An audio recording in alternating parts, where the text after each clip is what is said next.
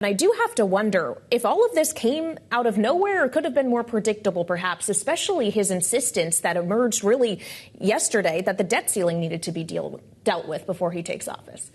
Yeah, I just think, so in Mar-a-Lago, there has been quite a lot of discussion about sort of what next year will look like legislatively. And it's still really in the nascent stage. But I do think the debt ceiling came from a lot of chatter among Trump aides about sort of what the first 100 days will look like and what they'll be able to get done. And, you know, they really want to do an immigration, energy, and border security bill first. They also want to do tax reform next year. Those are two huge sweeping bills.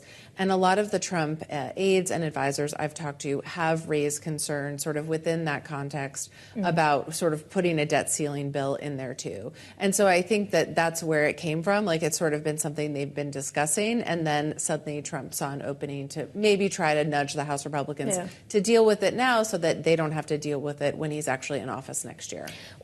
I'd also wonder if the president-elect was ready for this opening to open up, in that before we heard from Donald Trump or J.D. Vance on this continuing resolution, we were hearing from Elon Musk and Vivek Ramaswamy repeatedly, then Don Jr. Did they all get ahead of the president on this one, or were they always singing from the same book?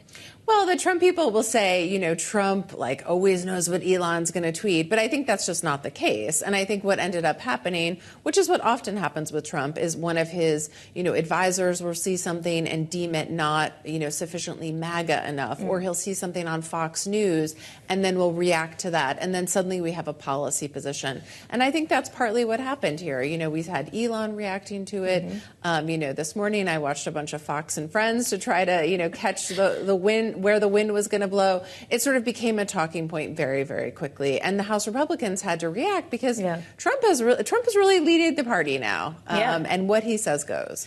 Well, and something else he's saying today, and it kind of echoes what we were seeing Elon Musk say yesterday, which was anyone who voted for the first continuing resolution shouldn't be in office in 2 years, a.k.a. we're going to primary you. Donald Trump on True Social today talked about Chip Roy, who, if we all recall back in the primary campaign, backed DeSantis over Donald Trump.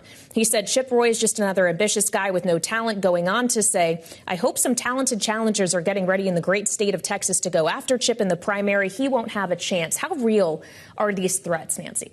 Well, I think they are real. I mean, I think with Joni Ernst, for instance, who was raising a lot of concerns about Pete Hegseth's nomination for Secretary of Defense, you know, they sent Charlie Kirk, you know, a very key MAGA advocate, out to Iowa to sort of rattle the cages there and remind her that she too could be primaried.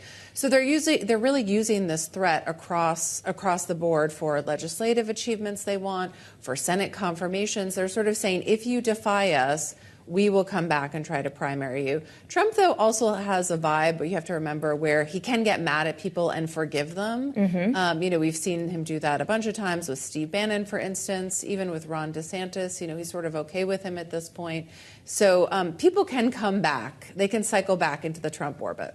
Just quickly, we just have a minute left here. But on January 3rd, when Speaker Johnson has to run to be Speaker again, is he going to have the full backing of Donald Trump, or does it depend on how the next 24 hours go? It really depends on how really the next 24 hours go. Even Trump himself, you know, said today, we'll have to see.